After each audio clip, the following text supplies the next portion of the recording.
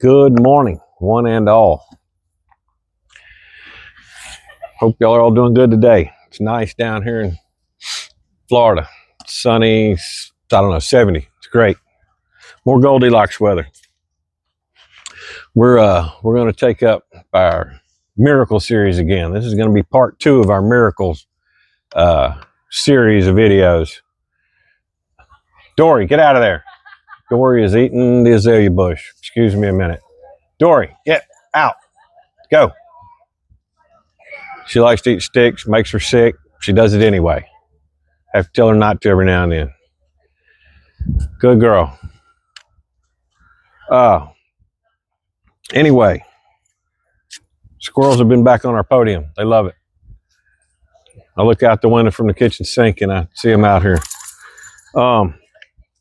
Talking about miracles. This video, I figure about once a month, we're going to come with a disclaimer that talk about miracles and loving the Lord and things of this all the time on this channel. And I do. And I believe in miracles and I do love the Lord. But I am still just a,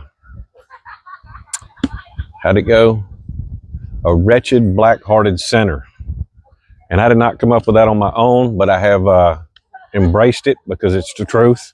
Whether we like it or not, as much as we try not to sin and, be better people, follow, Jesus and all those things, we're still at the core, man's heart is, it's just not good. We're all sinners. We're born with it. We can't help that. So, but the wretched, black-hearted sinner, grateful for grace is actually how it goes, because I am grateful for grace. Without it, I would not be saved. So grace is the only thing that does save me. Christ's death on the cross is the only thing that keeps a wretched, black-hearted sinner like me, who is grateful for grace, on the path to heaven for eternity. Anyway, that being said, I took that saying from Pastor Joby Martin over at the Church of 1122. You spell the word 11, then you throw in the 22 number behind it. He's out of Jacksonville. Check him out. You'll love him. If it's not he's on YouTube. They have lots of series. They're not scared to talk about the tough topics. Really good. I enjoy it. Also like Hagee Ministries, Matt and John out of San Antonio. They do real good stuff. If you don't like either one of them, might as well go ahead and unsubscribe and bail out. Probably not going to like it here. It's all good though. But we got there goes Duke. He's going to chase something. He saw something. Probably a squirrel. Nope, must be a truck because Dory's alerted on him too. Anyway, to get to our story today about another miracle, true story, I personally was involved in. It was Labor Day, somewhere in the late 70s. Myself, my neighbor, who was like 4 years older than me, dude down the street, who was like 2 years older than me, we had all gone over to the lake in Arkansas for Labor Day weekend. We're over there all weekend. We get over there Friday night, whenever, Saturday, Sunday, Monday. Monday rolls around. We've done some fishing on the lake, riding around. Most of all we've done is ride around these fields and old dirt gravel roads with on Uncle Rabbit's old big 185 three-wheeler. Had the little luggage rack on the back. You can put your luggage on. And deer rack, whatever you want to call it. Anyway, had a little rack back there. Well, 3 of us piled on there, riding around this 40-acre field and way out in the back, over by a levee. Apparently the lake we were at used to be a tributary of the Mississippi River a long, long time ago. Anyway, we're over there. After some investigation, find out I'm in 5th grade. I remember that now. And Labor Day, it's in September, August, whatever it is, the one in the fall. And it's time to pack up and go home. So my neighbor, he jumps on the three-wheeler. He does one final lap around the 40-acre field, whatever it is. The other dude from up the road, he jumps on the three-wheeler. He does his lap around the field. He comes back. I get on. I go to do my lap. Well, I ride down by the lake, and I start to take a right where we've been taking a right. It's just a big square. You go down, take a right, take another right, take another right. You're back to the little cabin where we started. So I go down and I'm fixing to take a right, but I stop. We hadn't stopped there all weekend. Of course, there's been 3 of us on this thing all weekend, just riding around this corner to go out further out into the woods and stuff, fields, look around. I stopped, and it was a good thing I did, because at the time I stopped right there at that corner, a Volkswagen bus, orange Volkswagen bus, come flying by there, just flying. And it hadn't rained God knows when. So the dust cloud was unimaginable. So I sat there a minute, waited for the dust to settle. He got on up the gravel road a little ways, and I was like, whew, thank goodness. That thing would have killed me if I hadn't stopped. I pull on out. I was like, I'm going to catch up to him. So I take off. About 3rd gear, a black racer snake shoots across the gravel road. Gravel road wide. It's wide, probably 3 car lanes wide. Big gravel road. Big old river rock gravel. Big pieces. But when I see that black racer, I'd never seen one in person. Well, I know why they call them black racers now, because that sucker was racing. That was so fast. By the time I saw him, he was gone in the woods across the road. So I let off. He'd gone. Just that quick. I look back up. The Volkswagen bus is up there a little ways. I get back in the throttle. And boom. I don't know what happens. I never had any fear. Never thought anything was out of control. Never had any death wobble. Nothing. I don't know what happened. All of a sudden, I'm riding this 3-wheeler down the gravel road, thumb on the gas, because it was push the gas over here with your thumb.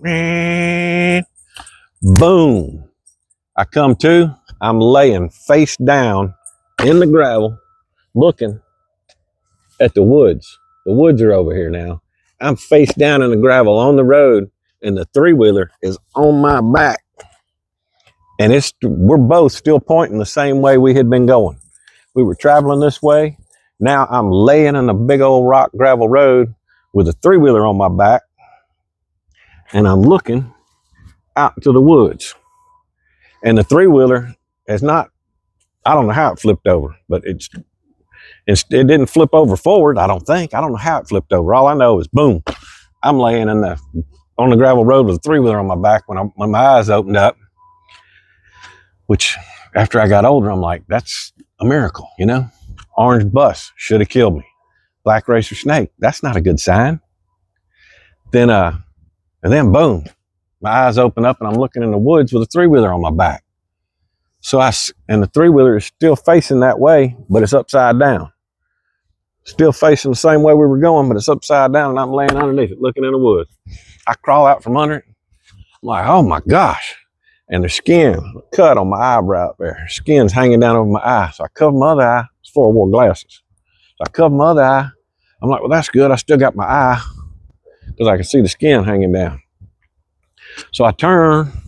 I'm looking at the 3-wheeler. 3-wheeler's still sitting there upside down. I turn, and the Volkswagen bus, the orange one, is still right, not far. So this has all happened just in a matter of seconds. And I'm like, wow, I need to ride back. I'm at the far corner almost now.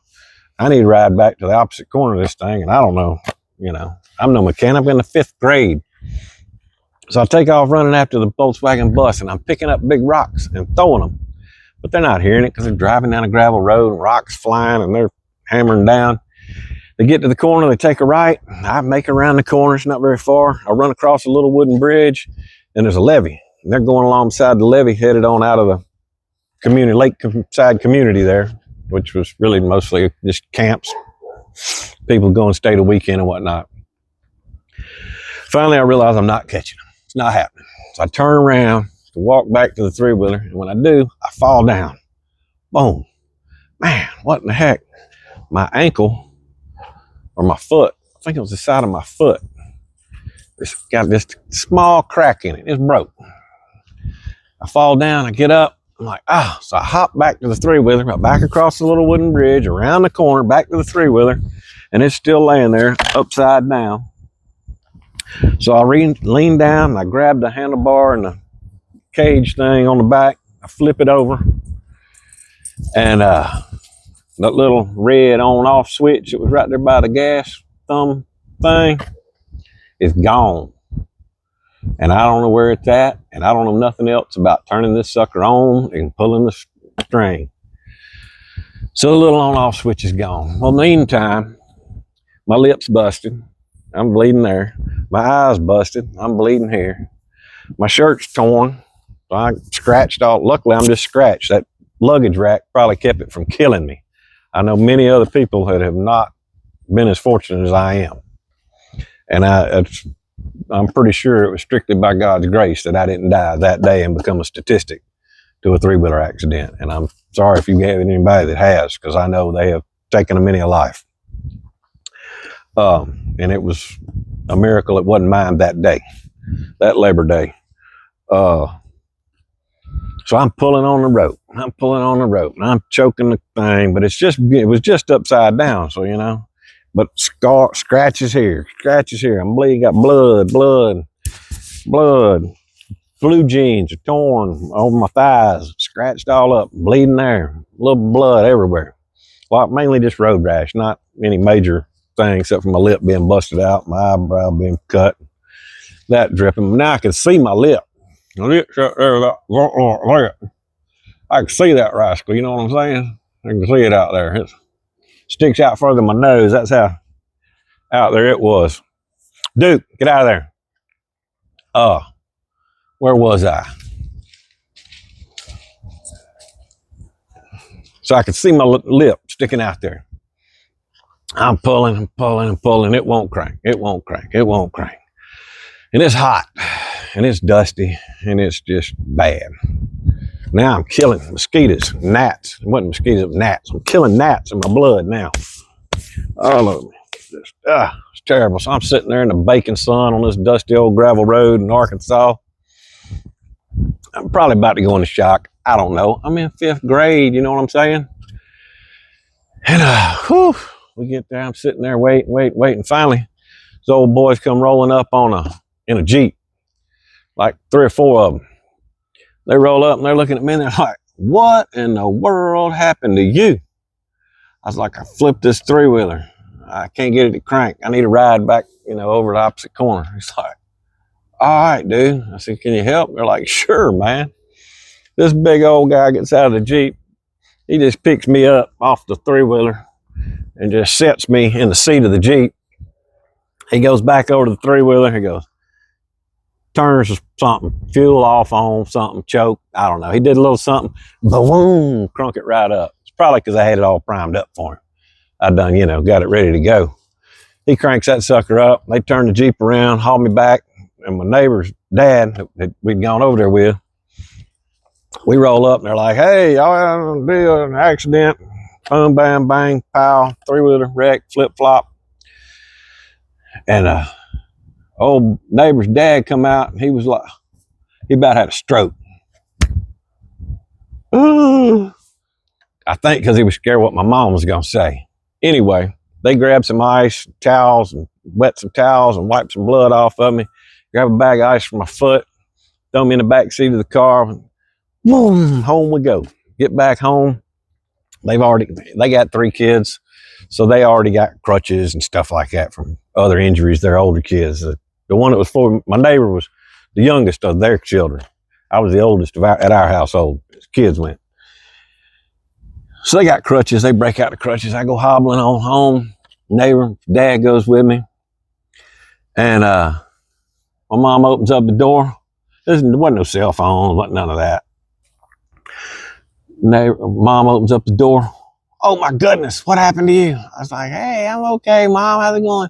She grabs me, snatches me in the house, throws me in the bathtub. Mom's a nurse. Throws me in the bathtub, cuts the clothes off of me, wipes all the dried blood off of me and all that good stuff. Calls Labor Day in the fall. Calls the doctor she knows at the hospital or whatever. "Yeah, sure, no problem. Bring him on in. We'll check, see if the foot's broke, whatever." Go to the hospital. Yep, foot's broke. Cast, bang, put the cast on the foot. And now the adrenaline is gone. I'm starting to feel some pain now. And anyway, I put some butterfly band-aids on my eyebrow, bandage up my lip, get some aspirin or Tylenol, whatever they give you, you know, when you're a fifth grader. They give you some of this, some of that. Back to the house. I lay on the couch for a week and, you know, make it through. Get better, hobble around for 6 weeks with my cast on my foot. And I don't know whatever happened to old Uncle Rabbit's three-wheeler, I guess. They fixed it or probably just bypassed it and kept it running. I mean, the old boy that picked me up off the road, he got it running. But yeah, it was a pure miracle to me. And my mom was like, I don't know how you survived that. And it was 25 plus years later before I ever realized, you know, that that was a miracle, that I did not die that day over there in Arkansas, in the middle of nowhere, by myself, on a gravel road, and all those things that would have got me. The devil was after me that day over there in Arkansas. The minivan, we hadn't stopped all day or all weekend, 3 days running, right around that corner. If I'd have went right around that corner, the bus would have got me. Then the snake in the road, that freaked me out. And then just, boom, three-wheeler upside down on your back, looking in the woods, just that quick. Don't know what happened. Never had any fear of something going wrong or anything. The Lord said, not today. Not today for old Will. And I thank him every day. But anyway, this time of year, like old John Anderson said, don't forget to thank the Lord. Y'all have a good day. Thanks for watching. Give us a subscribe and a like.